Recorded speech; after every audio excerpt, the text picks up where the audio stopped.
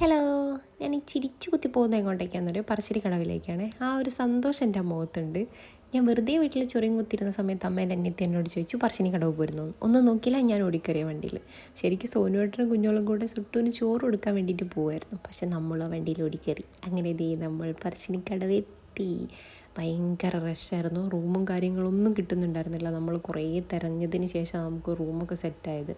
നമ്മൾ റൂം തപ്പി നടക്കുക കേട്ടോ. ഓൾറെഡി നമ്മൾ ഇറങ്ങുമ്പോൾ തന്നെ ലേറ്റായി, അവിടെ എത്തുമ്പോൾ അതിലും ലേറ്റായി. അപ്പോൾ അതേ അമ്മൂസ് അത് പറഞ്ഞുകൊണ്ടിരിക്കുക, നമുക്ക് റൂം കിട്ടിയില്ല എന്നൊക്കെ പറഞ്ഞുകൊണ്ടിരിക്കുക. ലാസ്റ്റ് നമുക്ക് റൂമൊക്കെ കിട്ടി, നമ്മളൊന്ന് സെറ്റായി. അങ്ങനെ ദേ കഴിഞ്ഞു. പിറ്റേത്തെ ദിവസം രാവിലെ അപ്പോൾ ദേ സുട്ടിന് ചോറൊക്കെ കൊടുത്തു. ഭയങ്കര കൂളായിട്ട് ആളിരുന്നു കേട്ടോ. വലിയ പ്രശ്നങ്ങളും ബുദ്ധിമുട്ടുകളൊന്നും ഉണ്ടാക്കിയില്ല. കരഞ്ഞതൊന്നുമില്ല. എനിക്ക് തോന്നുന്നു ചിലപ്പോൾ പായസത്തിന് കുറച്ച് മധുരം ഉണ്ടാവില്ലേ, അത് കിട്ടിയപ്പോൾ ഉണ്ടായിരുന്ന സന്തോഷമായിരിക്കും. അവനിരുന്ന് കഴിക്കുന്നുണ്ടായിരുന്നു. വലിയ കുഴപ്പങ്ങളൊന്നും ഉണ്ടായിരുന്നില്ല.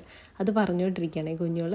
അങ്ങനെ ആക്കി കഴിഞ്ഞ് നമ്മൾ അന്നേരം തന്നെ തിരിച്ച് റിട്ടേൺ പോകുന്നു കേട്ടോ. നമുക്ക് നാട്ടിലെത്തിയിട്ട് കുറച്ച് പരിപാടി ഉണ്ടായിരുന്നു. അങ്ങനെ ചെറിയൊരു കുട്ടി വ്ളോഗായിരുന്നു, അത്രയേ ഉള്ളൂ.